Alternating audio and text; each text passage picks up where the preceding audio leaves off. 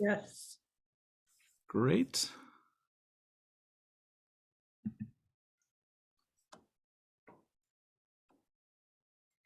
Reminder, you're here at 11, so you know the meeting starts at 11. And I will officially call this annual meeting of St. Philip's Episcopal Church, Rochester, Michigan, to order. The Lord be with you. Let us pray. Almighty and ever-living God, source of all wisdom and understanding, be present with those who take counsel in St. Philip's Church for the renewal and mission of your church. Teach us in all things to seek first your honor and glory. Guide us to perceive what is right, and grant us both the courage to pursue it and the grace to accomplish it, through Jesus Christ our Lord. Amen.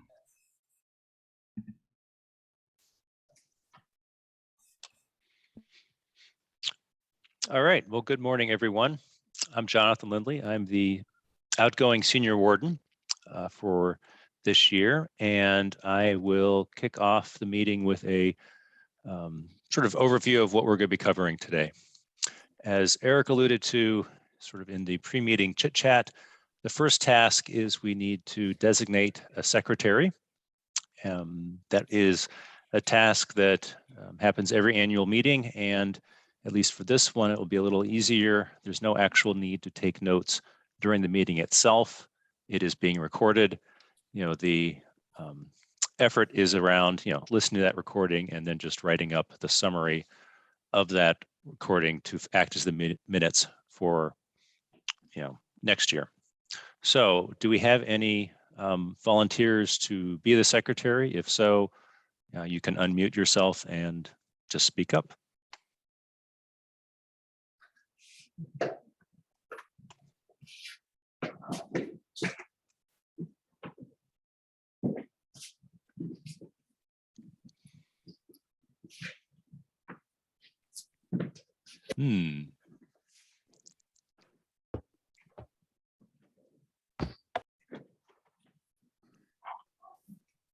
This is Karen Finiak. I'll do it. Oh, that's excellent. Thank you, Karen. And Father Eric will coordinate with you just so you can get the recording afterwards. All right. That brings us to the next item, the adoption of the agenda. So the agenda is in the, if you're looking at the PDF version of the document or of the meeting, that's on page 3. Eric, if you could pop ahead, I think it's 2 slides. We also have a copy here in the presentation. As you can see, we'll begin with elections, then have the rector's annual address. Then Larry, our treasurer, will speak about the parish finances.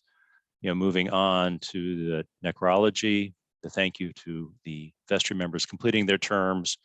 We have Jane Brown presenting on refugee resettlement, and then written reports. As you can see here, fortunately, those are filed by title only. They are in the full annual report meeting packet, and we will not be reviewing them. And then to wrap it up, there are the courtesy resolutions, and then finally adjournment and closing prayer. As a reminder for those of you who are part of the vestry, there will be a brief meeting after this meeting ends to elect officers for 2022. So that's the meeting agenda. I have one addition, Jonathan. Okay. Did not make it into this printed agenda, but Jane Brown is going to give a report, information about the refugee resettlement program. And that will happen, I believe, right after the thanks to the vestry members completing terms. Okay, excellent. Any other items that people want to see on the agenda?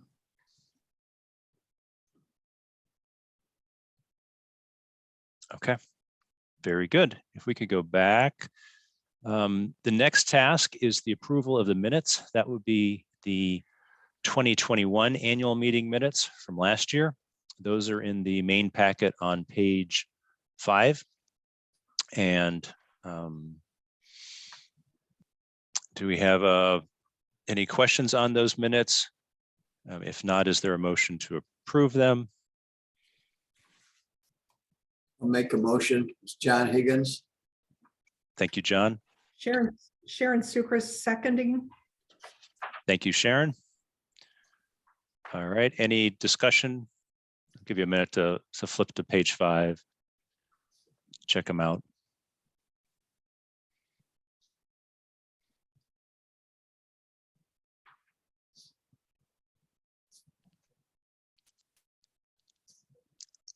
All right, let's move forward. I don't think there's any discussion, or if there is,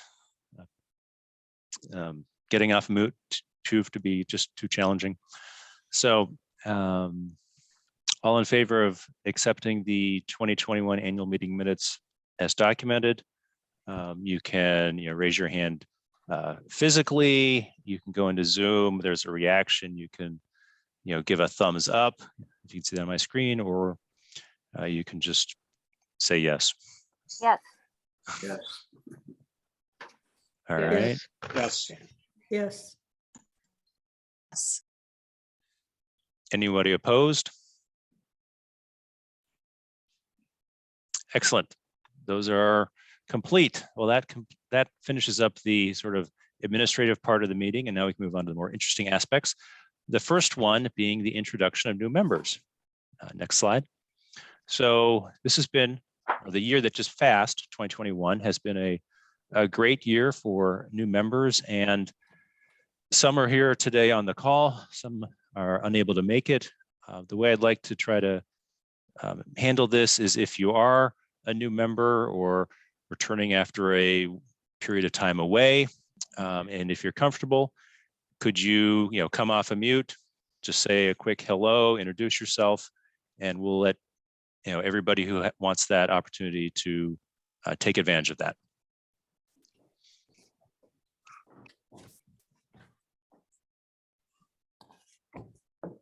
Darlene Janulis, I'm here.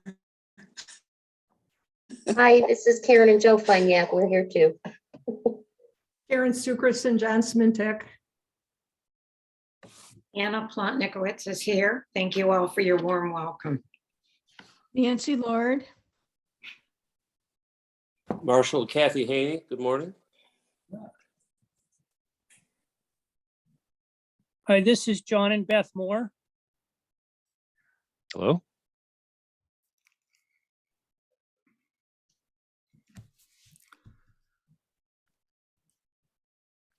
Excellent. Well, thank you all for both speaking up here and in the greater picture, joining the St. Philip's Parish family. All right.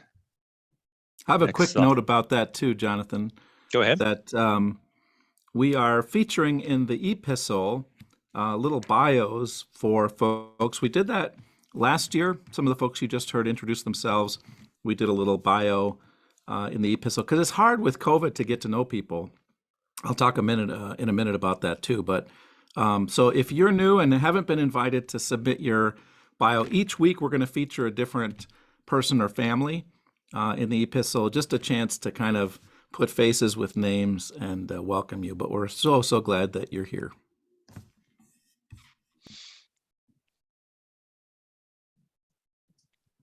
All right. Well, let's move on to the next slide. Thank you. Back to the meeting agenda. And now we are heading into the election section. The first election is election of new vestry members. There are 2 candidates who are nominated, Sharon and Jen. They both have had a brief bio and write-up in the past couple weeks epistle. And the first question is, are there any other nominations from the floor? Those are available, and if you have a nomination, please speak up.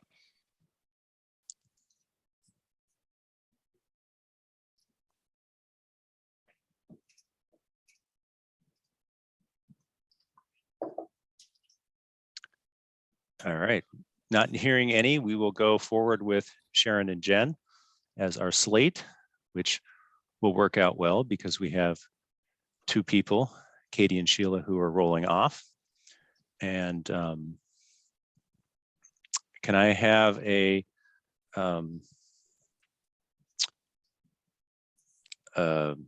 shoot, what's the word I'm looking for? What is it called? Okay, it should be a motion, That's the word. a motion that motion. a motion that nominations be closed and the secretary cast a unanimous ballot. Thank you. Well, I will make a motion for that. Who is that? Jane Brown. All right. I will second Jane's motion. It's Leo Simsek.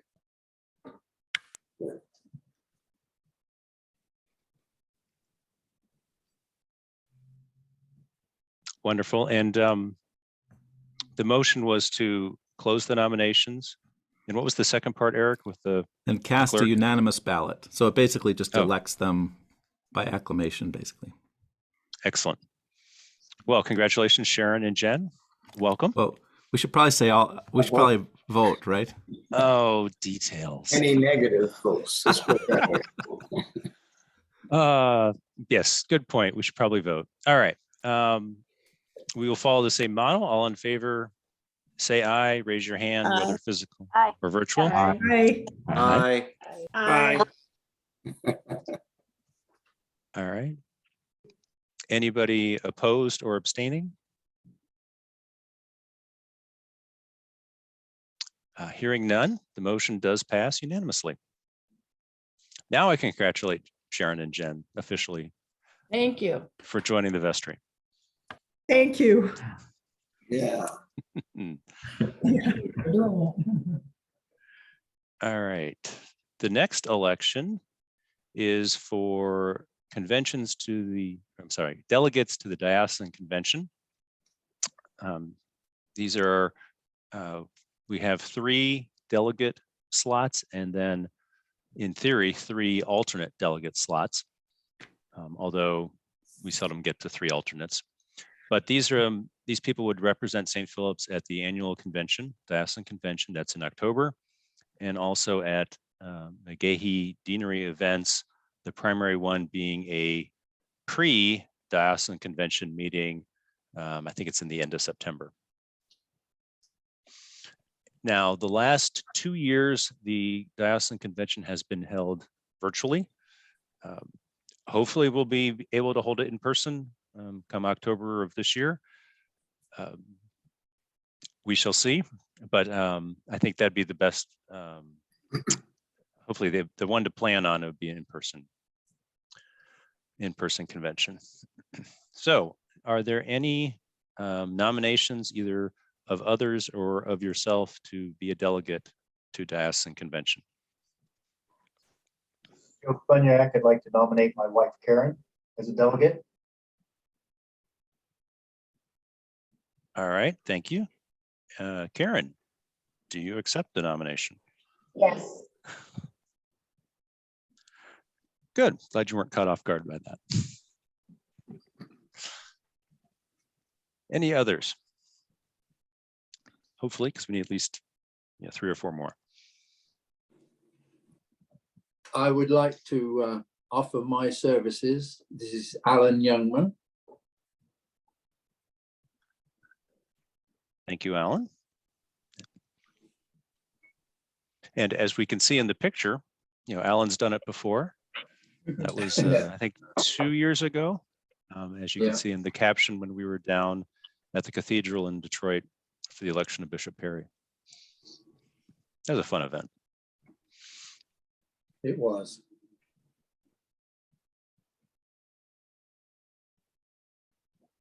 Other nominations?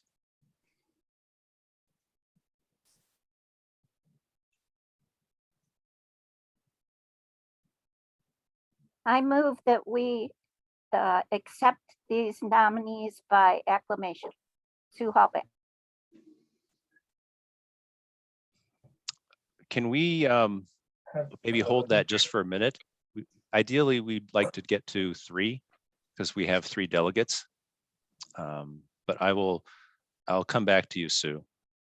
Just one moment. Yeah, quick point of order. If we don't get 3 delegates, the vestry appoints the remaining people. So it's possible we could leave it at 2 if no one feels moved or called to do it today. We can do that later on. The vestry can. So, but if you'd like to nominate, think about it.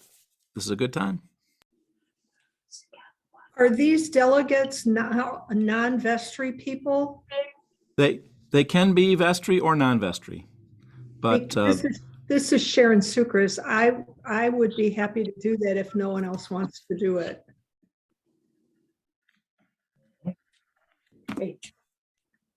lovely. It's Cool. Many people have said, Sharon, that serving as a delegate to Diocesan Convention is a great thing for everybody to do once. And then there are some people like Alan who like to do it a lot. But but it's a great way to see the bigger picture of the church and to Yeah, participate in the representative democracy that is the Episcopal Church. We do that through electing our vestry, and we also do it through participating at convention. So great. okay. Right. I'd be happy to do that. Wonderful. Thank you. Any other nominations?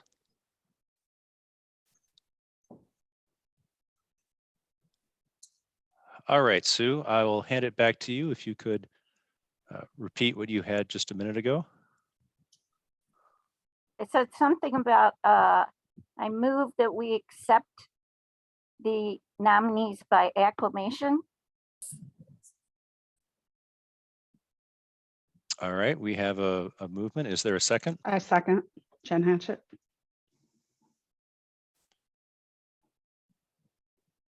Any further discussion? All right, well, let's vote on the motion. Should Karen, Alan, and Sharon be our diocesan convention delegates for the year of 2022? All in favor, please say aye or raise your hands. Aye. Aye.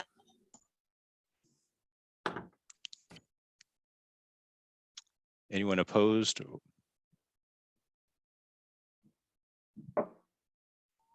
Nope.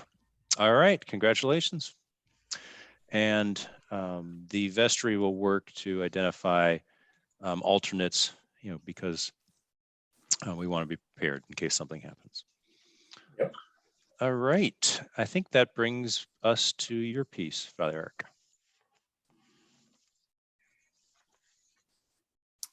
All right, let's see. Oh, that's a great mask in that picture. I think the Hatchets gave that to me. Is that right, Jen? That's That is priceless. correct. I also have a baseball cap with the same clergy Oh. collar. So at some point I'll wear all three, and then I'll be really, really perfectly dressed. Um, Eric, Yep. could I suggest that you put on everybody? I'd love to see how many are in attendance on the screen, and then come back to, yeah, hi, everybody. Hi. Hi, everybody. And you're up at the top, so we can see you and see everybody else. Thank you. There we go. Hi, everybody. But I am going to share my screen again because I have a couple Okay. slides to share. Yeah, well, now you can do that. I We'll just come want back to that. hi. It's good to Thanks, see John. everybody. There it is. So what I want to do in my annual address today, usually I do it during church. So when we're all together, I give the address as my sermon. Today I gave the sermon part at church. And I also kind of look backwards over the past year and then look forwards. Well, I feel like I look backward in my written report, so I don't want to go too much over that. So I encourage you, if you have a chance, when you're bored, read through the whole annual report. And I cover a lot of my impressions of our last year. As Jonathan said, it was, in many ways, a remarkably good year for St. Philip's, despite the fact that we were prevented from doing some of the things that we love the most. Prevented from our dinners and fellowship and classes. We had to move things online. We had to adjust. We had to be nimble. And everybody, I just wanted to say thank you to everybody every leader and member of this church who was so willing to be flexible and adaptable. I kind of have a running joke with the Altar Guild that, you know, when we go back to normal, it's going to be so boring. We're going to have to just change things up every week, just for the heck of it, right, Laura? But everyone has been so great. And we, as you'll hear in our financial report, and you'll hear in some other places, we are growing. I had a conversation with Bishop Perry last week, and she asked, "How are things going at St. Philip's?" And I said, for really no reason that I can think about, we're doing remarkably well. I think partly we were pushed to adapt to this technology throughout 2020 and 2021. We put our service out there. We're not high tech. We're not spending tons of money on our production values. We have dedicated people like Jonathan and Eric who show up every week to record and post our services. But a lot of folks, as I interviewed some of our newer members, they were able to find us online and to experience what church was like without having to drive here as a totally cold, so often when someone visits a church, they come and they know nothing about the church, or maybe they heard something, but they don't know anybody. And to drive your car to the church and walk in that door is really challenging and difficult, at least for me as an introvert. But through technology, people were able to watch sermons and worship and classes and get a feel of the personality of our church. And I think that's really, really helped us. And so I'm grateful for the new members who took a leap of faith and tried us out. And it's given us a real boost of energy, at least for me as your rector, a real sense of excitement and possibility. So I want to remind us real quick of our mission statement. This was adopted by the vestry in March of 2020. Little did we know that was our last in-person vestry meeting for 2 years.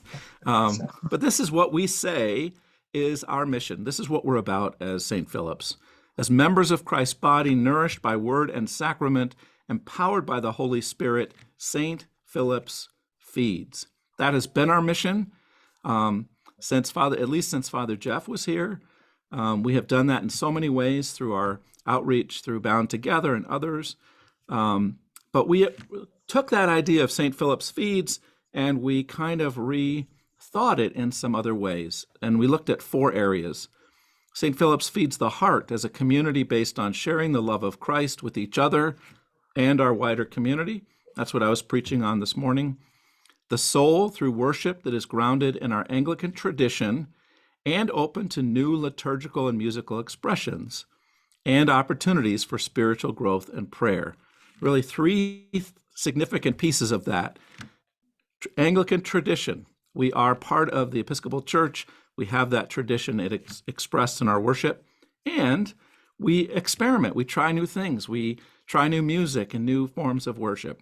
And especially thanks to the Centering Prayer Group and the work of Father John through the Monastery Without Walls, we have opportunities for spiritual growth and prayer. We feed the mind through education and formation for all ages, and the body through concrete action in our outreach ministries. And they're listed there, and I'll talk about a couple of opportunities coming up. So let's take a look at a couple of those things that are coming up this year. Now, we don't know what path COVID is going to take. The last 2 years have been dominated by our reaction to and response to COVID, limitations from the government, limitations from the diocese, limitations that we've put on ourselves for the safety of our members. We hope, I feel like we're at the gate. I feel like we're at a race and we've lined up. You know how the horses line up? We've been lining up at the gate and we are ready and raring to go. You know how those horses are kind of dancing around in those stalls before the gate opens. I feel like we're ready to do more ministry and in-person activities, and we're just kind of waiting for the green light to do that. So we're planning things, and we're hoping and we are going to do as much as we possibly can in this coming year.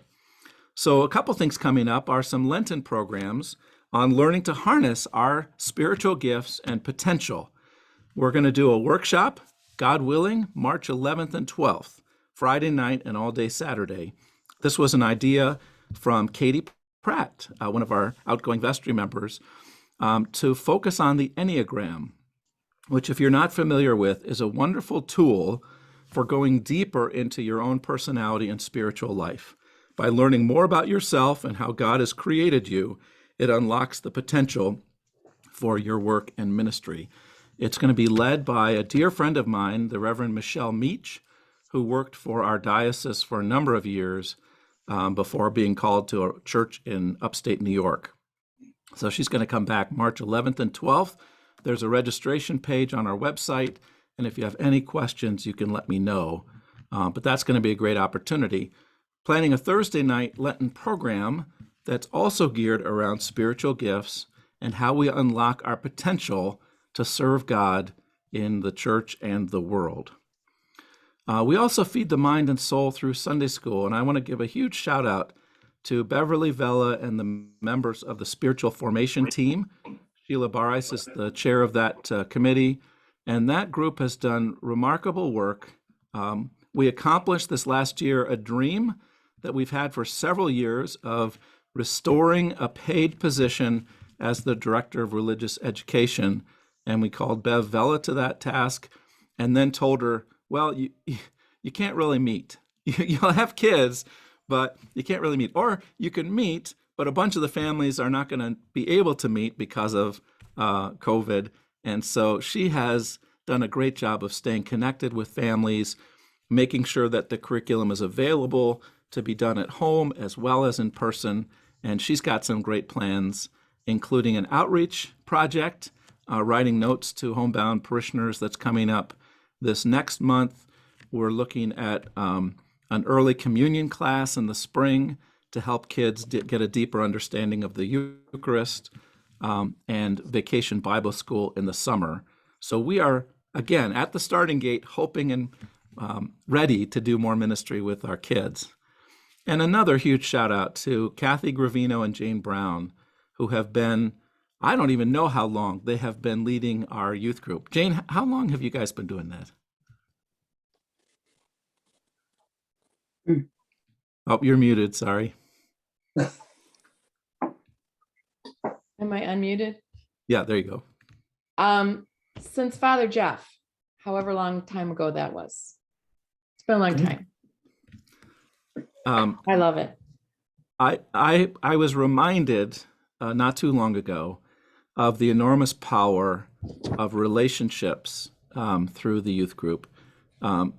Our families with kids in Sunday school and our families with kids in youth group have really had challenges these last 2 years. There have been immense mental health challenges for lots of people.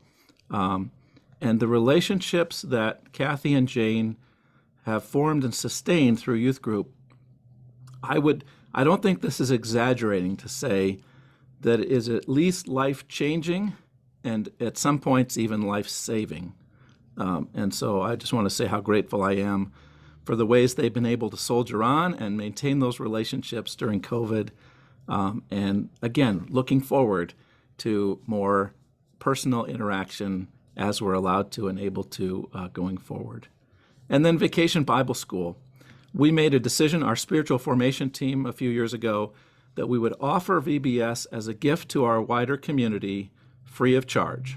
And we've been able to get grant money and to raise money and been able to do that. And VBS is great. We weren't able to do it last year. 2 years ago, we did sort of VBS in a bag. So again, we miss having it. We want to do it. And we invite you to participate as we go forward. But that's part of our ministry that we are doing currently and really looking forward to expanding and being in person as soon as we possibly can. The body and heart is something I wanted to highlight as well. One of the challenges, as I mentioned, with having new people, is that the way we connect with new people and the way they're really integrated into the life of the family of St. Philip's is through events that we have not been able to have. Like, I have such admiration for people who've been able to connect. I think of Sharon and John, who showed up in the parking lot for one of our parking lot services and started meeting people. I think I don't want to out you, but Anna, who found us online and is connected through our classes that way, and others, many of you have found ways to connect, but it's not been easy. It's not been natural because of COVID. And so I look forward this next year, as soon and as much as we're able, to resuming and expanding our fellowship ministries. We've got some folks planning and thinking about some creative ways to do that, to kind of expand on coffee hour and receptions. And I'm hoping that we can also resume our small group suppers. We call them STP groups. And I think it was Jen Hatchett who was coordinating that a couple of years ago. Supper, talking, and praying. Also STP, St. Philip's. We like those little acronyms. But these small group experiences, again, have tremendous power because we really form deep relationships of faith and support. And the ones that existed, even for a short time, really made a difference in people's lives. When someone goes through a hard time, it's the members of that small group who are right there with support and love. And it's a key, I think, to the growth of our community going forward, both spiritually and numerically. And so I'm really looking forward to resuming those as soon as we can, safely. And finally, St. Philip's feeds the body and heart. So you'll hear from Jane shortly about refugee resettlement. This is a big project, and it's one that's really speaking to my heart, and I hope it's going to speak to your heart as well.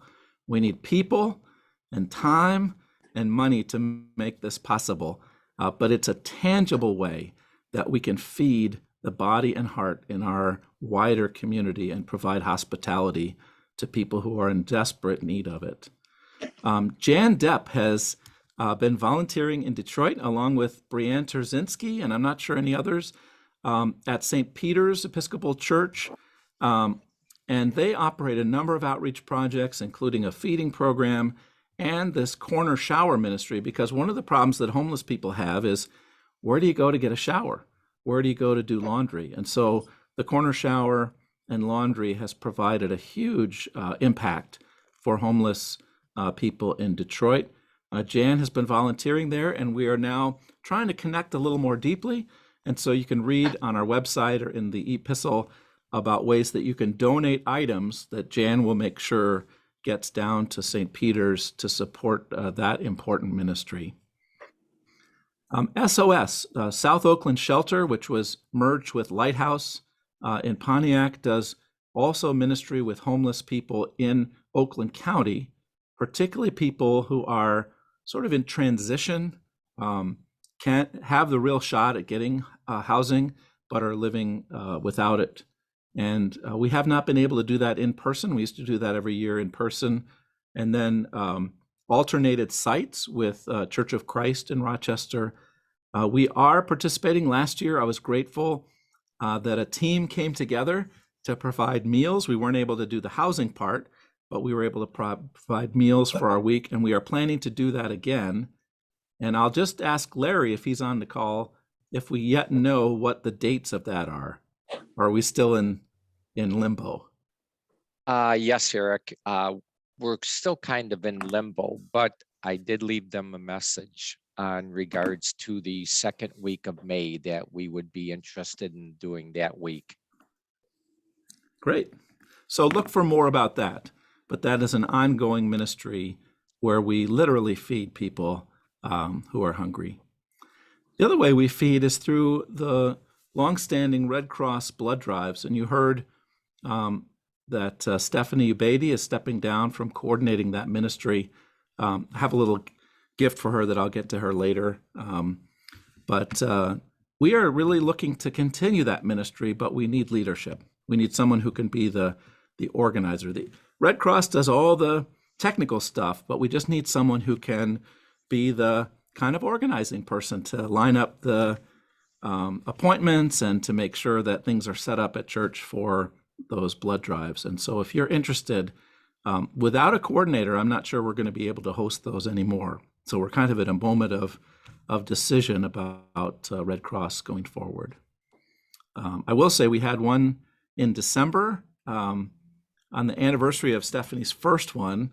She really wanted to have it back at St. Philip's, and we set a record for the number of pints that we were able to collect. And so congratulations to Stephanie on truly life-saving work that this church has been able to help facilitate.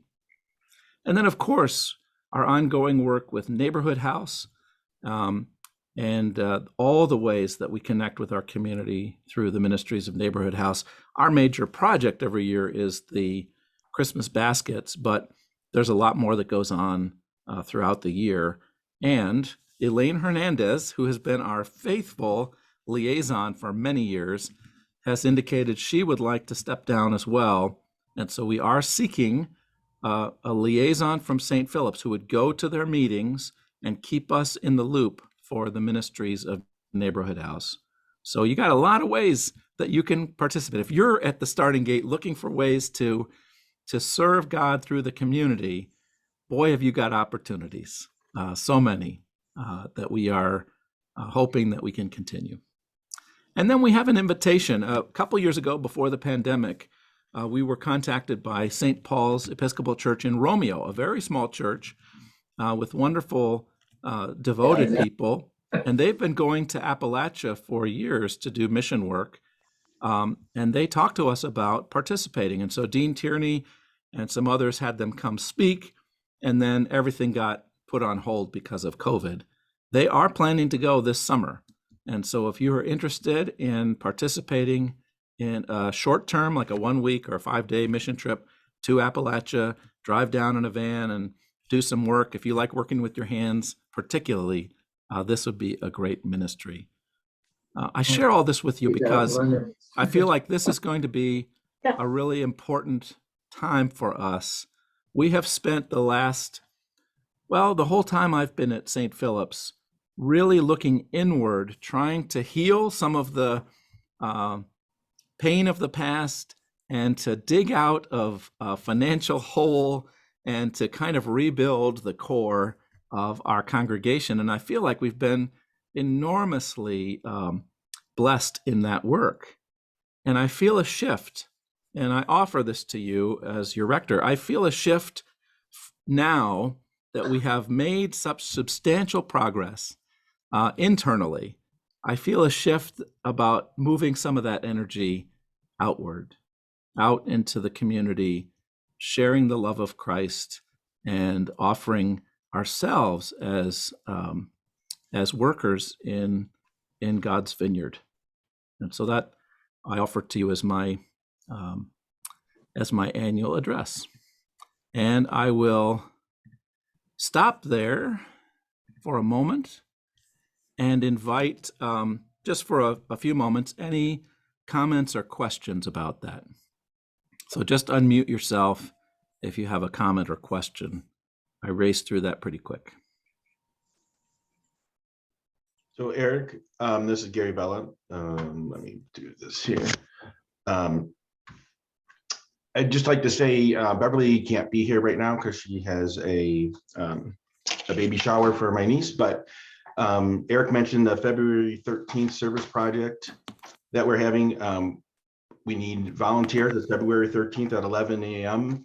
If you could email Beverly at education@stpfeeds.org, that would be great. If you can help out, even if it's for a short period of time.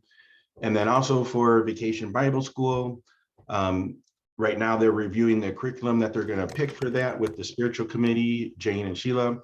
But we will need volunteers for that. It's going to be 1 week. So even if you can help out 1 day out of the 5, it'd be really appreciated. So here again, if you could send an email to Beverly, that would be great. That's John.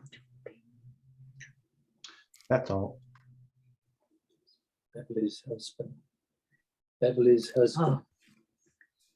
Yes, that is Gary Vella, who is Beverly Vella's husband. Beverly is the Director of Religious Education, and I put her email in the chat if you would like to reach out to her for either the service project on the 13th of February or Vacation Bible School this summer. I'll Other- go with GPS, Jed Youngman. Other comments or questions for me before we move on?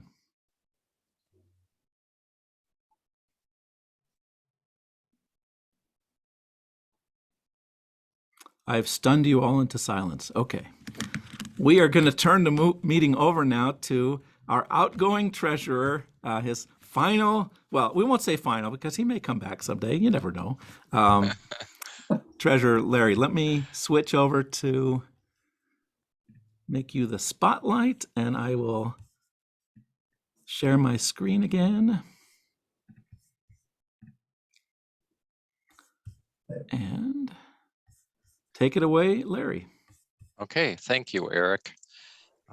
Before we start, what I do every year is I'd like to take this opportunity on behalf of the vestry and the stewardship committee and Father Eric and myself to thank everyone at St. Philip's for your financial support, especially over these last 2 years with everything that's been going on.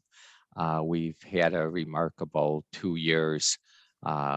Once we go through the numbers, you'll see I'm very impressed with St. Philip's as a community, as a family. And I'd just like to take this opportunity to thank everyone. Eric, if you want to go to the first slide. What we'll do here is go over the 2021 plan and actual numbers. The first column was what we were planning on doing for 2021, and the second column is what we actually did. If you go down to the bottom line real quick, we were expecting a $50,000 loss, and we actually generated 24,000. And that's what I'm talking about. These last 2 years, we've just did a phenomenal job. And how we came about doing that is if we go to the top again and look at pledges, we were forecasting 245,000 in pledges, and we actually got in 294,000. That's a $49,000 increase in pledges. Most of that came from new pledges.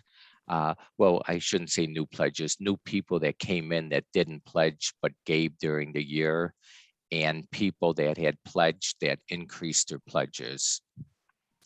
The second column, the second line, other income, we're up about 4,000 there, and that's plate offerings. What we forecasted for plate offerings and what we actually got in, that's was about roughly 4,000 more than we expected. That brought the total to 312,000. And then the staff and the people running St. Philip's did a phenomenal job on keeping our costs down. Once we go to expenses, we'll see that our personnel cost was down by about $11,000. And the bulk of that was we were forecasting health insurance. Father Eric's health insurance, we were splitting that with another church. I think it was St. George or St. Paul. I always get those confused, Eric, I'm sorry. But that was with Susan, Eric's wife, Susan was working there, and we were splitting the healthcare cost with them. And we were forecasting that she would be done at that position in March. And she actually ran, I think, until July or August.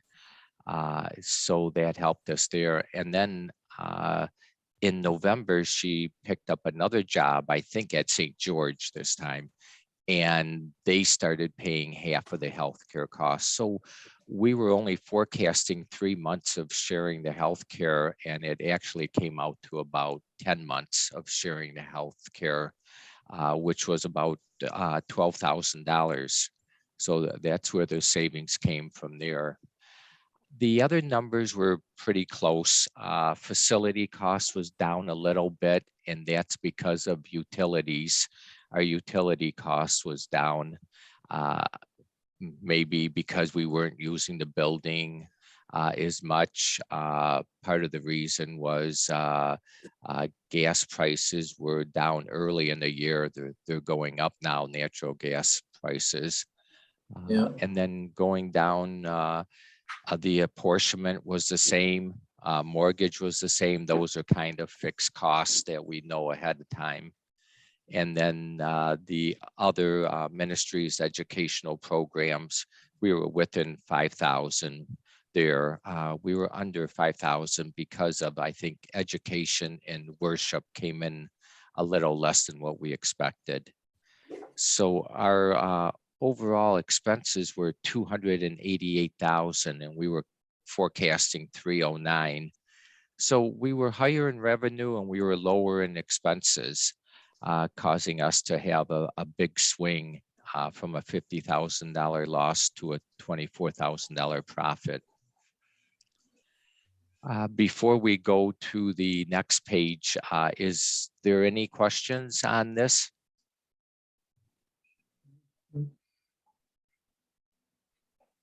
Remarkable. Yes, it is. Okay, we can go to the next page, Eric. This kinds of, what we do is just show the history over the last 5 years. And what I'd like to point out here is the pledges. From 2017 to 2018, it went down, our pledge amount. But looking from 2018 to 2024, what I'm really impressed about is not that it's just increasing, but if you look at 2018 to 2019, that $11,000 increase in pledges came to about a 4.5% increase. And then when we look at 2019 to 2020, that $23,000 increase came to a 9% increase in pledges. And then the same thing in 2020 to 2021, that was a 6.5% increase. So these numbers are, I think, extremely high. And I'm pretty impressed with what our congregation is doing. The top line pledges, you can see that the pledging units has been increasing. I don't look at that too much because when you see this year's pledges, we're actually down 3 pledges. We're at 73 pledges. Last year we were at 76 pledges. But it's a little deceiving, and I'll go over that number because some of the families don't pledge, but they still give during the year. So sometimes that number can be a little deceiving.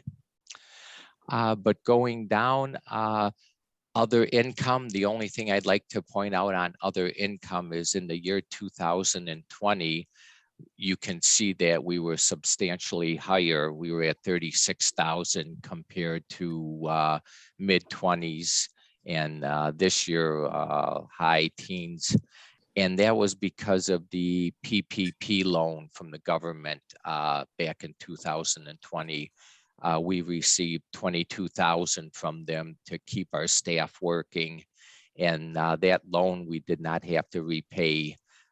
So we considered that income in that year. But other than that, it's down a little bit this year, primarily because of not renting the hall out. And we lost a few AA groups. So the income from the AA groups is a few thousand less. But other than that, it's maintaining itself.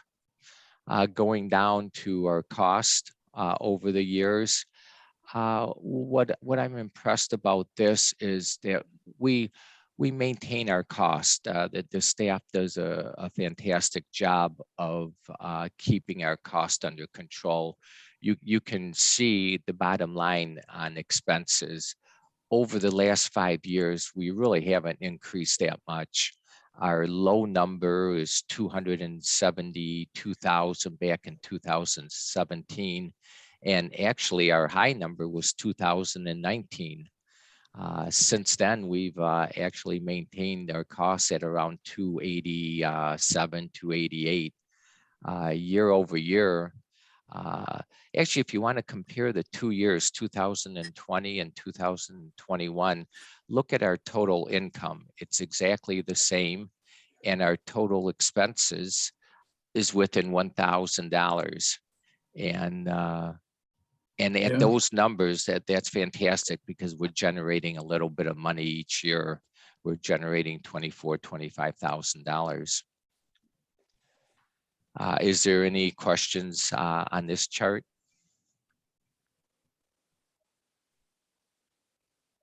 No. Okay, Eric, do you want to go to the next one? This is our reserve status chart, and it's kind of the top shows our assets and the bottom shows our liabilities, what we're using the money at the top for.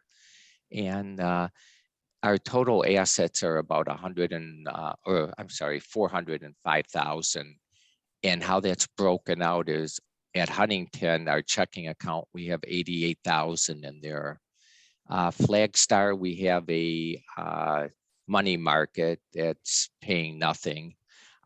We have 226,000. We loaned the diocese $14,000. And I think we collect about 3% on that every year. And then also the diocese has a investment, growth and income investment for us for 77,000. It's kind of like a Janus fund or a Fidelity account that they invest in conservative investments. And over the years, that's been doing very well. But that's how we have our 405,000 split up. And how that's committed is going down. The Heritage restricted funds, we have 99,000 in that. Pledge prepayments, we have 11,000. That's people that paid the whole year's pledge amount at the beginning of the year. Our temporary restricted capital and our temporary restricted memorials is 49,000 and 177 respectively. Stephen Ministry is 14,000. And that brings our total liabilities to 350,000. And so if we take the 350 from the 405, that gives us the $55,000. And this is uncommitted reserves. This is kind of our slush fund. This is what we have if we run a deficit for the year on the budget. We can draw from this 55,000. And one other thing that we can draw from is under the memorials, the temporary restricted memorials, that 177,000. 126,000 of that was the Gordon Case memorial, and he had no restrictions on that when he gave it to us. We put it under the memorials, but if we ever do have to draw money and we run out of that 55,000, we can draw up to 126,000 from his memorial. Is there any questions on this chart? Larry, this is Yes. Jane Brown. Yes, Jane. I know that Stephen Ministry money is, if I remember correctly, is designated for Stephen Ministry, right? That money was Correct. given for the purpose of Stephen Ministry. Yes. And I know that money's been there for a really long time. And it, Yes. Obviously hasn't been used for Stephen Ministry. Is there any, I don't know much about Stephen Ministry, but is there any ministry that we do within Stephen Ministry, or, we never really talk about Stephen Ministry. I don't know how many people know about Stephen Ministry. I just know that money's been there for as long as I can remember for annual meetings. And it seems like maybe we could have, I don't know, something in the bulletin, or somebody could give some description of what Stephen Ministry is, to see if someone is interested, or if there's a way to sponsor scholarships for people that want to do Stephen Ministry, maybe in smaller parishes, or I don't know.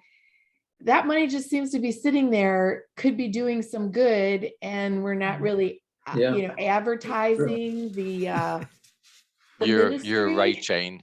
And probably can I Father respond, Eric Larry? can talk on this, right? Yeah. I was I'll jump in. Okay. So there's really three pathways to deal with this. One is when we do, and I hope we'll talk more in the coming year or two about planned giving, and I'd love to build up. I have a dream that we'll have $1 million endowment that will support the building and free up all of our current pledging and gifts for ministry. I'd love to see that. But in the meantime, we have restricted. So you have to be careful when you're giving a gift that you don't restrict it too much. Like it would have been great if they restricted it to, let's say, pastoral care and education. Give the Church of the Future some wiggle room, because Stephen Ministry is very narrowly focused, and it's generally a ministry that much larger churches engage in. It's a very wonderful ministry of pastoral care, but we haven't been at the size to really do it for a long time. So the pathways forward are, you can talk to the donor or the family of the donor and see if they would be open to changing the focus of that gift. Because you're right, Jane, it's just sitting there unused and unusable. The other part of your suggestion is one I've thought of also, which is, are there things within Stephen Ministry? Maybe we can't do the whole project, but there's some other things. For example, I found that they publish books, little short booklets on grieving. And they have a system where you can, at the moment of death or shortly after the death, you send a booklet to the family. And then at, I think it's 3 months, 6 months, a year, a follow-up book to help people engage with the grieving process. Wouldn't that be great as an outreach of our church to minister to our members who are grieving, right? Because we know how devastating that can be. So I love your idea. How do we think through ways to use Stephen Ministry in different ways, or talk to either the donor or the descendants of the donor to see if we can reallocate? Eric, this is Jean. Can I talk? Please. You know more than anybody. Yes, I was a Stephen minister, 25, 30 years ago here. The donor was an elderly woman. She is passed. She's no longer available. There was a daughter the last few years, and we have approached her, and she said no, but I don't think she's been approached in recent years. And I think I like that flexibility of a booklet, because Jane's right. You're all right. It has not been touched. I think there is a portion of that is part of a loan system at the diocese level, another $14,000 that we gave to the diocese. That's all I know about it.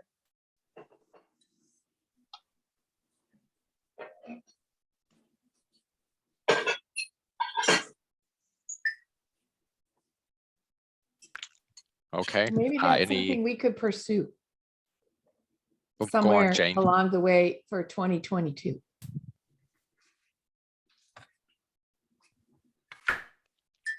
Is there any other questions? If we want to go to the last page, this is showing our budget for this coming year. And this is what I was talking about, the pledging units. We're down from last year from 76 to 73. But we've had a couple people pass away, a couple people moved. We lost 4 or 5 pledging units there. And that there's about 7 or 8 pledging families that have not pledged, but they're still giving. So that's why this number looks lower than 76, even with the new pledging units that we have coming in and stuff. It still shows a lower number. The pledge amounts we have at a little lower than what actually came in this year too, because of those pledging units that didn't pledge. We did build a number into our final pledge amount to bring it up to 281. We feel pretty comfortable with, we'll get that. Other income, we have it at 15,000. And that's the hall rental and the AA groups. That brings us to 296,000 for income for the year. Our costs are pretty comparable to last year's cost. Personnel cost has gone up a little bit because now we have a full year for the Christian ed coordinator, and salaries did go up by, I think we gave everyone a 5% raise in salary costs. That's why we'll see the personnel costs go up a little bit there. Facility cost is about the same. Apportionment, we were, last year we were at 23,000 for apportionment, and I think that was 70% of what we should have been giving. This year we're at the full 100% apportionment. So we brought that up to 28,000. Mortgage amount. Can I jump in, Larry, just for a quick sec? Yep. In case people don't know what apportionment is, part of our, we're basically like a franchise of the Episcopal Church in Rochester. And so we pay a tithe to the Diocese of Michigan based on a 3-year average of our income. So they look back 3 years at our last 3 years of income, come up with an average, and then we pay a tithe of that to the diocese. Last year, because of COVID, they gave us the freedom to rewrite our tithe, which we did because we were uncertain of our income. And so I don't know, Larry, if you want to talk about that whole process, but apportionment means our tithe to the Episcopal Diocese of Michigan. That helps pay for the bishop's salary, other diocesan programs, and they tithe to the National Episcopal Church as well. So it's part of our participation in the wider Episcopal Church. Correct. Yep. And then going on to the mortgage amount is a fixed amount. That's 14,000. And then our other ministries, educational programs and office expenses rolled into the 30,000, bringing total expenses to 323,000. That minus from the total income gives us a negative 27,000, which is better than our forecast from last year. We were forecasting a $50,000 deficit. This year, we're forecasting a $27,000 deficit. And hopefully we'll be closer to even or generate a little bit of money if things go well. Any questions on our budget for this coming year?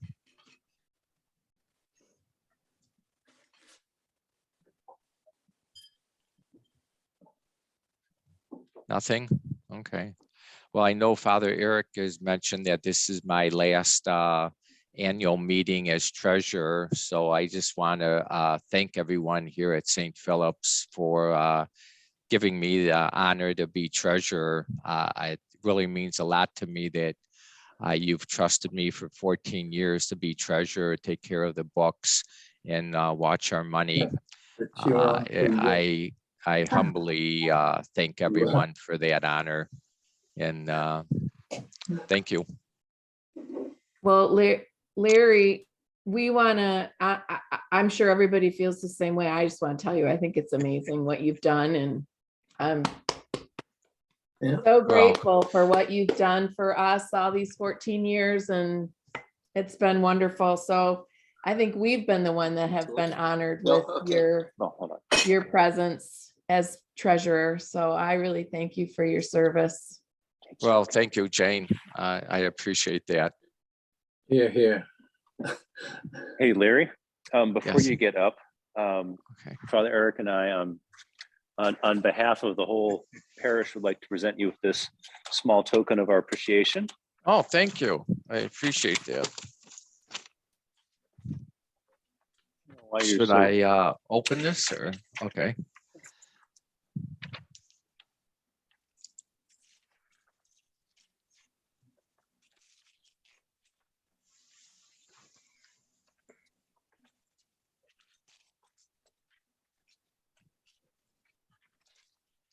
Oh, thank you.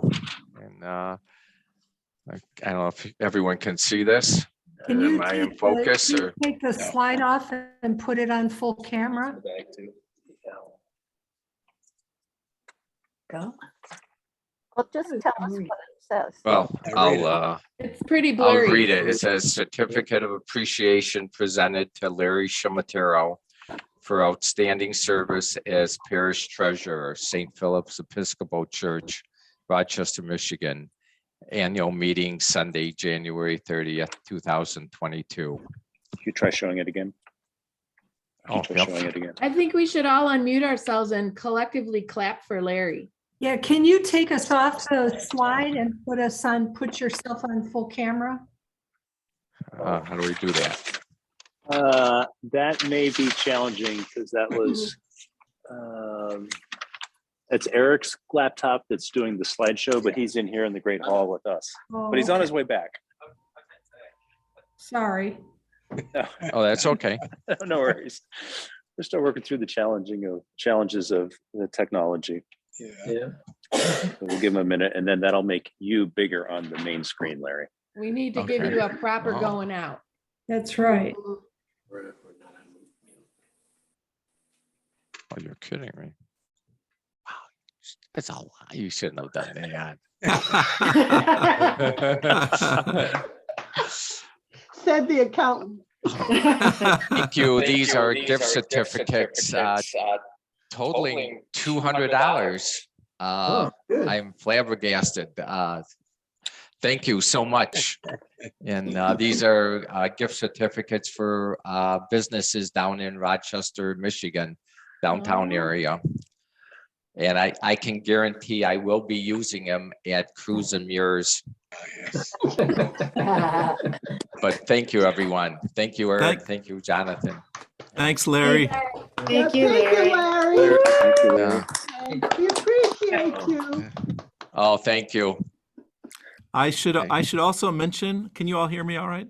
Yes. I should also mention that we also honored Bonnie Hakey, who was our bookkeeper for many years. Yes. She and Larry had a pact. They were going to go out together. Bonnie finished up in December, and at the staff lunch in December, I presented her with a little appreciation as well, gift certificate as well. So thanks to the team. And Yes. you saw probably earlier on the slide that showed the four of them, the outgoing team and the incoming team. And so Right. we're also grateful to Jack Anderson for stepping in as the new treasurer and Jane Zellers as our new bookkeeper. So congratulations to them as well. Thank you. All right. Let me. We turn now to a sad part of our meeting, which is the necrology, a time to give thanks for the members of our church who have died over the past year. In particular, we remember Ray Lawson, Drew Eppens, Brian Kane, and Marge Gerstenlauer.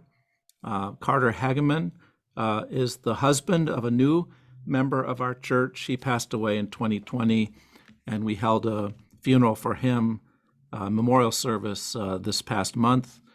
I also last year did services for Barbara Renault and Shirley Ann Clarkson and Judy Marchione's, I'm going to get this wrong. I think it was mother-in-law, Mary Marchione Mancinelli. So I added them to that list as well. So we remember them today and give thanks for their life and the ways that they contributed to the life of St. Philip's Church. Anyway, let us pray. O God, the King of saints, we praise and glorify your holy name for these members of St. Philip's and for all your servants who have finished their course in your faith and fear. For the Blessed Virgin Mary, for the holy patriarchs, prophets, apostles, and martyrs, and for all your other righteous servants known to us and unknown. And we pray that encouraged by their examples, aided by their prayers, and strengthened by their fellowship, we also may be partakers of the inheritance of the saints in light, through the merits of your Son, Jesus Christ, our Lord. Amen. Amen.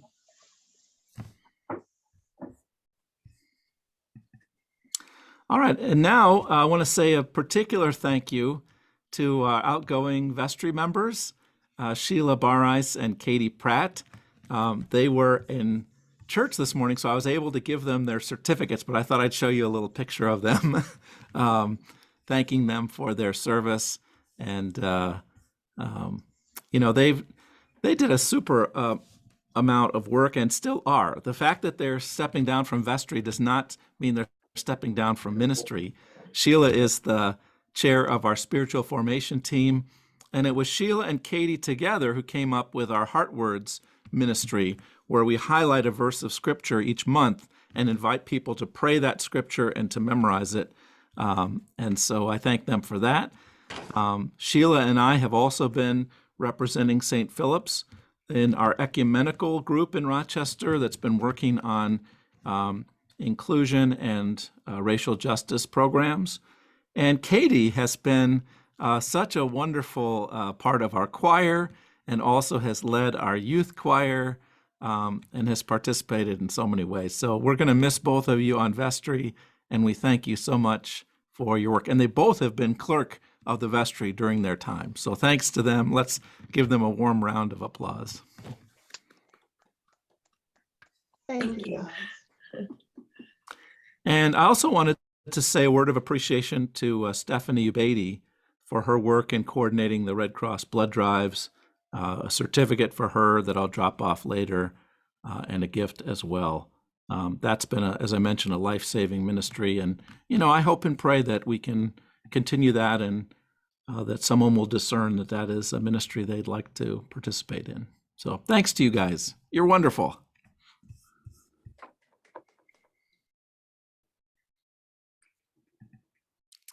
All right, I'm going to turn the meeting over to Jane, who has been working as a liaison for us, again with our ecumenical group here in Rochester, which includes St. Paul's United Methodist Church, First Congregational Church, and Abiding Presence Lutheran Church. And Jane's going to give us an update on a really important ministry here. Let me spotlight you, and you are on. Hello, everybody. About a month or so ago, maybe a month and a half ago now, Father Eric started talking to us during announcement times about this refugee resettlement idea that was kind of being tossed around. It's sponsored by Samaritas, which is a nonprofit organization. It used to be the Lutheran Social Services group. And he asked for somebody to, be the contact person, and I volunteered to do that. So when we first started, our first meeting was in beginning of January. And there's about 7 of us, and we're from the 4 churches that Father Eric just mentioned.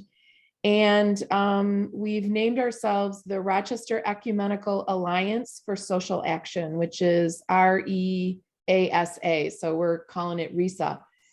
And we've committed, the 4 churches have committed by way of their priests, Father Eric being ours, obviously.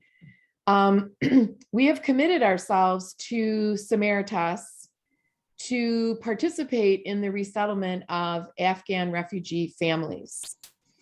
The Samaritas has been around for a long time, and they do a lot of things. But one of the things that they've committed to is to resettle 500 Afghan families and or individuals who have been internationally declared refugees. And if you're not familiar with the definition of a refugee is very different than an immigrant or someone who's just moved to another country. A refugee by definition internationally is someone who has been, who is fleeing war, violence, persecution. Basically, their life is in danger, acute danger. And they've crossed an international border in order to find safety.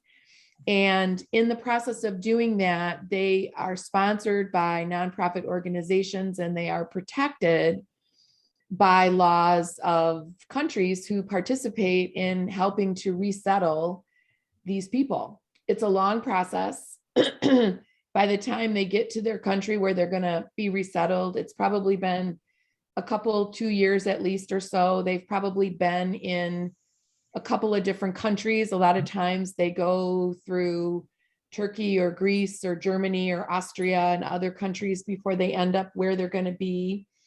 And so Samaritas is one of the organizations that is going to try to resettle 500 refugees in the United States, or actually in the Michigan, area or the Midwest area. So our 4 churches volunteered to participate in resettling a family. When we first started, when we had our first meeting in January, we were told it might be months before we got a family. And we just found out we have one and they're going to be here in 3 to 4 weeks. So this is not just an informative piece here. This is also a plea for an urgent need. The information has actually been in the epistle every week since probably the beginning of January. And I don't know how many people have, looked at it, but the process is for our churches is that we are committing for the next 1 to 2 years to make sure that this family gets acclimated. They're coming here with nothing. They don't even have, they have the clothes on their back, and that's pretty much it. They have no money. They have no place to live. They don't have a job. They don't have clothes. They don't have food. They don't have anything.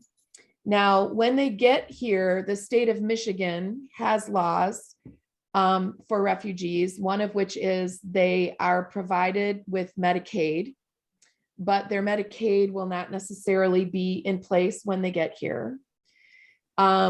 They commit to helping them legally with whatever legalities there are, which I don't know what they are for refugees, but unfortunately, the state of Michigan and Samaritas is completely overwhelmed right now. And what we've heard from other churches who have done this is the help is short and long in coming. So we have recently been told we should probably find an immigration lawyer. We should help them speed up their process of getting into the Medicaid system, getting legal aid that they need. We have to find them a place to live, everything. And so the 4 churches have committed to this family to make sure they can do that. It requires money and it requires people. It's estimated that initially when they get here, they're going to need a minimum of $5,000. And that's going to be to cover their rent, food, clothing. Some of these families come, mom, dad, 5 kids. Some of these families are, multi-generational. It's 2 elderly people and 2 middle-aged people. We don't know who the family is yet. We don't know what their needs are going to be yet. We don't know if they speak any English. So we need to have some things in place right off the bat, the minute they get off the plane at Metro Airport, to support them. First Congregational Church has somebody that actually donated $1,000 already as a pledge. But we were told they were a little bit of an older congregation and they don't have anybody who's going to volunteer for anything. St. Paul's has 7 people that have volunteered, and St. Philip's, I had nobody to volunteer at our last meeting yet, because I don't think many of you probably are aware of what we're doing. And Abiding Presence doesn't have any volunteers yet either. So initially, when the family gets here, we need a welcoming committee, which really is just a person or 2 who will be willing to drive to the airport, pick them up, take them to wherever we're going to house them initially, which will probably be a hotel room, and give them their first meal. Their first meal can be at the hotel. The first meal could be in your home. The first meal could be carry out. It's whatever you feel comfortable doing. We will know before that happens if anyone in this family speaks English. If they don't speak English, we have to find a translator. The translator needs to be able to speak either Dari or Pashto. So if anybody in our congregation knows anybody who speaks Pashto or Daro, even if they Pashto, I'm sorry, I'm mixing up my vowels, Pashto or Dari, D-A-R-I, or P-A-S-H-T-O. If anybody knows anybody that speaks those languages, I would really ask you to reach out to them and ask if they could act, at least initially, as a translator, if we needed that for the family. We need people to find hotels for them, a hotel room. We're going to eventually need people to find them an apartment, which will be unfurnished, which means they will need everything: furniture, appliances, dishes, silverware. They're going to need food and clothing when they get here. They're going to need personal hygiene supplies when they get here. Now, once we have names of volunteers, then what we'll do is we'll reach out to those volunteers and ask them, what they're willing to do. We're going to need people to advocate for them within the school system if there are children involved that need to get into school. Eventually, we're going to need people to teach them about American culture, how our money system works. They're going to need someone to help them set up a bank account. They're going to need somebody to help them find jobs. They're going to need transportation. The needs are really very extensive. Initially, though, in the next 3 to 4 weeks, we need monetary donations from the churches. We need people who are committed to volunteer in a variety of capacities, and we need a welcoming committee to meet them, and or a welcoming couple or group or whatever to bring this family to their apartment. The welcoming people are probably the number one most important right now, because you're going to be the face of America to these people. They've been all over the country. They're probably very scared. And they need to feel safe when they get here. So we need somebody to be able to provide that safety for them and to feel comfortable being in an environment where these people are going to be very different from what you're used to. They might not speak the language very well. It's going to be a little bit awkward. And, we need somebody who's going to be okay with all that, and feel pretty comfortable and not make these people feel nervous. If there are children and you are a family with, children, school-age children, it might be nice for these kids to have some other kids or teenagers, who they can, even though they can't speak the language, it's someone your own age. So once we know more about the family, I will make sure that Father Eric gets that information and that gets in the epistle. I really encourage you guys to keep track of that piece of the epistle, because that's where I think the needs are going to show up. Or if you're willing to participate in this, let me know, and I can make sure that you are included on emails and texts that we're doing among ourselves to, help these families get acclimated. Most of the families that have come, there have been 10 families so far that churches have sponsored. One of them is still in a hotel in Rochester. The other 9 have chosen to, they have found families in Dearborn or apartments in Dearborn where a lot of refugee families tend to be congregating. There are some mosques that are helping them out as well. So there's a lot of involvement.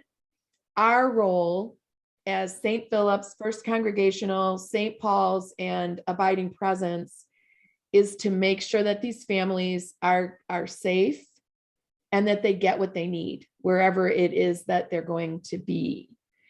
So this is a commitment that has already been made, and there's $4,000 still that we need to come up with between all churches and volunteers. So that's kind of where we are right now. It's been accelerated a bit because we just got told the family's going to be here in 3 to 4 weeks. So there are some things that need to be done like immediately. Now, as far as volunteering, if you want to participate, and I hope that some of you will, because this is really a very, this was on the slide for body and, I can't remember what it was, body and soul or body and heart. I think this ministry touches all 4 of our mission statements. Obviously, it's feeding the heart of the community. It's definitely outreach, which is the body of the community. But you know what? When you're involved in this, you're going to learn something about a culture that you maybe aren't familiar with. You're going to learn about people who are different from you. And, that's something that our church, our Christian community, the Episcopal Church, is very much encouraging and promoting, is you learn about people who are different than you, to minimize, prejudice and racism and just ignorance. We can really be big promoters of that for ourselves. And this is an opportunity to do that. And, it's like all the other ministries, it feeds you spiritually. We're helping other people, but it's going to feed you spiritually. I was thinking about that when Father Eric was talking about the mission trip. Jim and I did a mission trip many years ago to Nicaragua, and the people that we helped sat in front of us and said, it's really nice that you're here and you help us a lot, but you really don't help us that much because you guys are all going home. The reason that we want you guys to come here is to learn how to be more open and giving and serving to your own community when you go home. They said, we think you learn more than we get from you because of the spiritual growth that you're going to have from participating in this. I'll never forget them sitting together as a group and telling our group, we're really helping you more than you're helping us when you take this home to your own country and serve others. So this is an opportunity to do that. If you don't want to volunteer, we need donations of money, and eventually we're going to need donations of household items.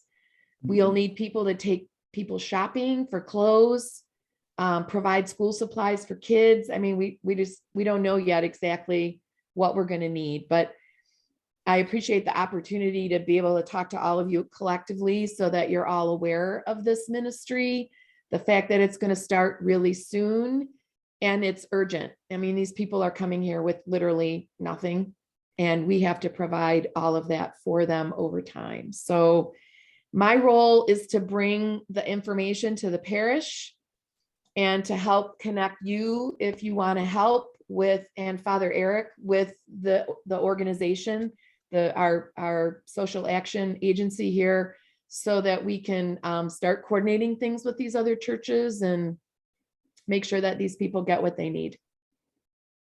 So if you have any questions, please feel free to ask. Jane? Yes. Jed, will they have been vaccinated when they come? Yeah. Yep. In order to get into the United States as a refugee, whatever country you were before you came to the United States, you get vaccinated for everything that is required in that country. And I'm 99.9% sure, I should double check, but I'm 99.9% sure that they've been COVID vaccinated and boosted, is my understanding. Yeah. It's a big, long process. You can't just show up in someone else's country and be a refugee. It's a big process. There are very definite steps, one of which is getting everybody, up to where they need to be with regards to their health care. They've already had some medical treatment. They've already had dental care. They've already been vaccinated. You know, they're coming here relatively healthy with the same requirements as everybody else in the country, medically anyway. Jane, this is Karen Funyak. I'm willing to be the person that goes to the airport to get them and get them to their first, wherever they're going, hotel or apartment, and also to feed them. And I'm willing to do the meal at our home.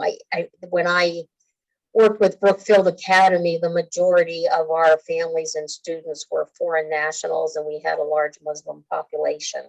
Awesome. I'll be contacting my former colleagues and find out if any of those campuses have somebody that speaks Dari or Pashto as well. That would be awesome. At some point, Karen, we're going to get very specific information about this family at some point soon, I'm assuming. And so we'll know exactly what language they speak. We'll know whether or not anyone speaks English. A lot of times the kids in the family apparently speak English, but nobody else does. Right. And so what I'll do is anybody that wants to volunteer in some capacity, even in the future, we're creating a master list with all the other churches. And if somebody in another church has volunteered to be part of the welcome, Karen, then you would get connected with that person. Okay. So that you guys could organize what you want to do. The original goal was to get 5 to 10 people from each parish. St. Paul's is big, and there's only 7 from their church. So the goal is to not have anybody do too much of anything. You know, we really want to spread the responsibility so that no one is taking on too much. And to work together with other people. We don't want any one person to have to be responsible for everything in one area. So the more people that, volunteer, once we get a little bit know more about the family, if we have teenagers in there, I'm going to ask the youth group to participate in some of this as well, but not right off the bat. Right. Well, I might be able to advocate if they have children in the schools, because I am a retired school principal. So, well, that will be great too. So, English as a second language. If anybody's taught English as a second language classes, those will be great. If anybody's comfortable at some point with helping people go to a bank and figure out how to set up a bank account, that will be huge. Writing a check for their rent.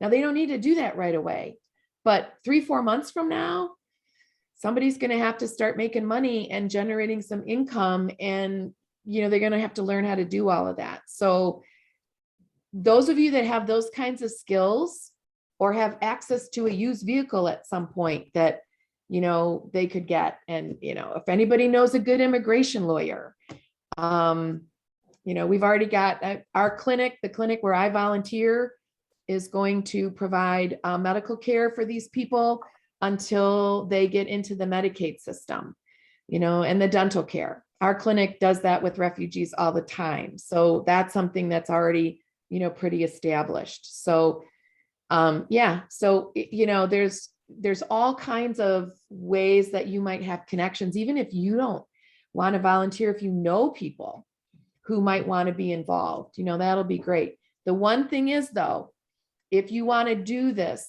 and Karen, I can communicate with you later, you have to go through some processes first. You have to fill out an application, and I will send you the links to all of this. And on February 9th at 7:00, we are going through our, on Zoom, we're going through our mentorship training. Anyone that has anything to do with a refugee has to be vetted, basically. So they do a criminal background check. You got to give them their driver's license and your social security number. You've got to go through training. Depending on what you're going to do, some of the training is more involved than others. If you're going to do transportation, help drive people places, you don't have to go through as much as someone like myself or Karen, for example, who's going to have, really be more involved with the people. So that's something that would need to get started soon. It takes, a few days to get through all that paperwork and have the responses come back that you've been cleared. So Karen, I can talk to you about that a little bit later. Jane? Yes. Jane, Sharon Sucres here. Hi. Can I have your phone number? Because Sure. there's a couple areas I might be able to help you too. Yeah, my phone number, my cell number is 586-556-8438. If Okay. anybody thank you. has questions, or even if you just have questions. Yeah, okay, I'll call you later and talk to you about it. Okay. Jane, this is John Yes. Higgins. Yes. Have you talked with Neighborhood House yet? Yes and no. A lot of the people in the other churches, Neighborhood House is aware. Yeah. We haven't specifically, but Neighborhood House does a lot of work with organizations that do this sort of thing. And I know that Neighborhood House is aware of, this alliance between these four churches. We could fill them up with their first supply of food and clothe them very easily in our, I call it, Yeah. I used to be there. Clothing will be a great thing, not necessarily food.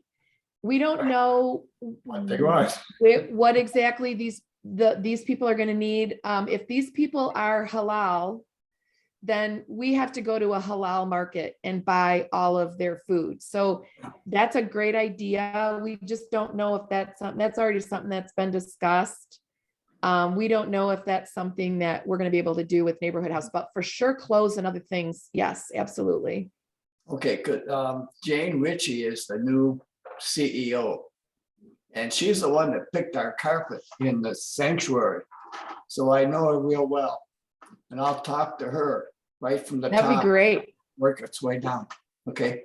That would be wonderful, John. We'd really appreciate that. I will pass that along. Yeah, Jane Ritchie. Okay. Do we know how many family members there are in this family? Yes. Well, when you first start, the recommendation is you only take one, because it's a lot of work and it's all pretty much unknown and you don't know how things are going to go. I think Christchurch Cranbrook, which is ginormous, they took 2 families all by themselves. I think she's asking how many in this family, which we don't know yet. We don't know yet. We don't know. Okay. It could be 1, it could be 2, it could be 10. We don't know yet. Yeah. We just found out this past week that a family was being assigned to us. So Christine Haig or Hagee, I don't know how to pronounce her last name, but Haig. Haig. Haig. Yeah. Okay. So she is, she's the chairperson or the leader of our group. And she's the one that's getting all the information. So we haven't heard anything yet. So I'm assuming she hasn't heard anything either.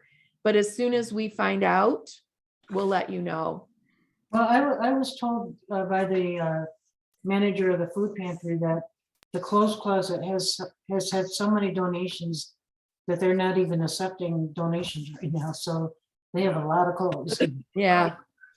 Yeah, Christine is a former CEO of Neighborhood House too, so there'll be a good connection Oh, there. well, then I didn't know that. Well, Yeah, then she knows them real well. she's fully connected. Yeah. Yeah.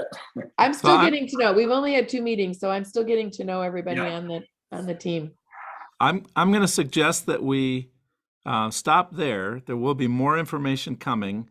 My key takeaways are, I didn't know I had actually promised us to be a full part of this, Jane. I said we were really interested and would love to know more, and I guess we're now officially part of it. I want to thank Jane for stepping forward to be our liaison. I think it's a daunting position to be in, so I hope sounds like we're already getting some folks involved. Yeah. And I really hope that this becomes a really life-changing thing. I know it will be for the family, and it can be for us. So the key takeaways are, get onto that Samaritas application process. And I believe there was a link in some of our information, right, Jane? Well, what I'm going to do first is I submit your name to Christine. Christine sends your name to Samaritas, and then Okay. they send you, So or Christine will send you the link a link.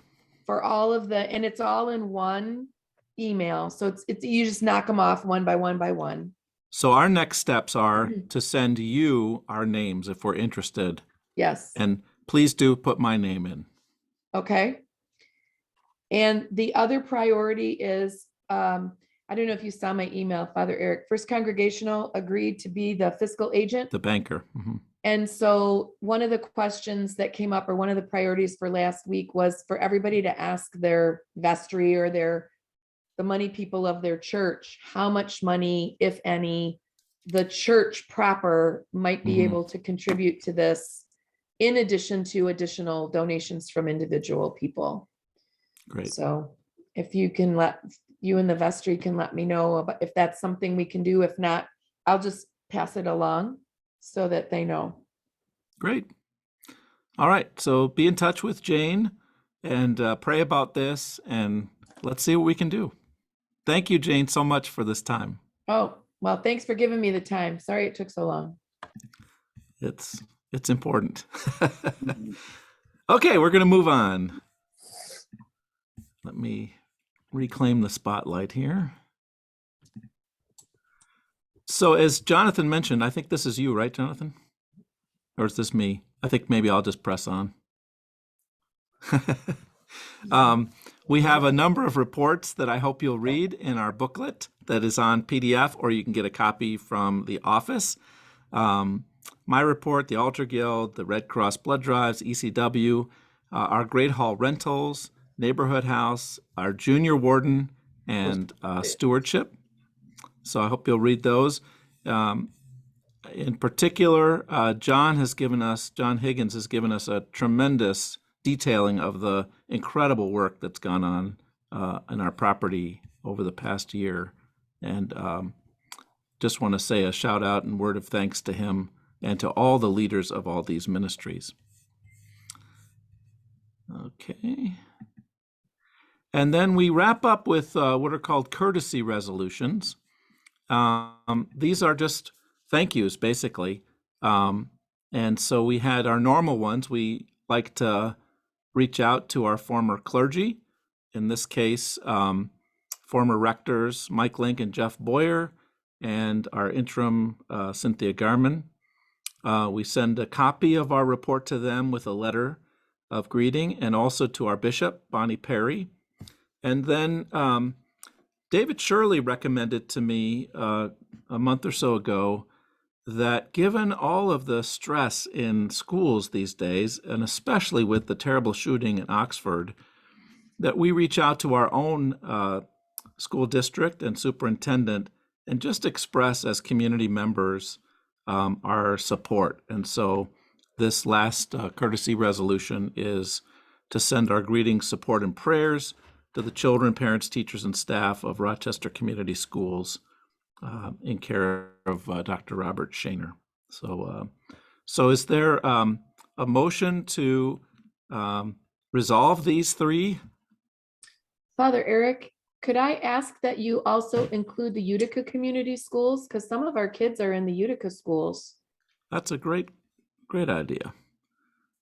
Yes, so the third one would be amended to the Rochester and Utica school systems, and I'll find out who the right person is in Utica, or maybe you can shoot that to me. We'll consider that a friendly amendment. Need a Are you motion to approve. This is Darlene Danielus. I'll be happy to approve with the, Great, so Darlene has moved all three of these. Darlene, right? We'll just do them as a group. Is there a Yep. second? I second. And who was that? Sheila Sheila Barais, second. Any discussion about these?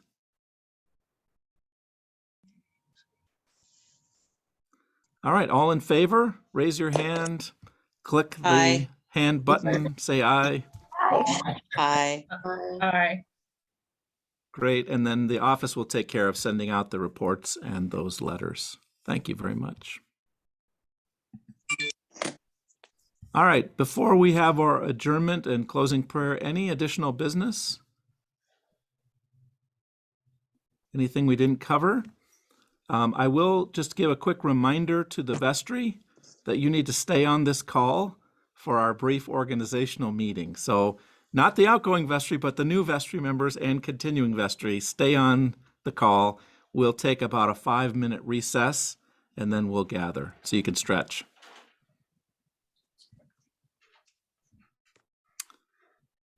All right, I will entertain a motion to adjourn our meeting.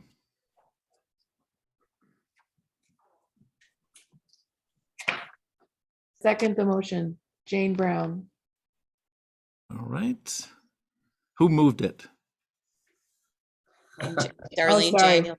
I moved to adjourn the meeting, Jane Brown. Okay, Jane moved and I'll have Okay. Darlene, you second. How about that? That's great. All in favor? Aye. Aye. Aye. The Lord be with you. And also with you. Let us pray. Almighty and ever-living God, ruler of all things in heaven and earth, hear our prayers for this parish family.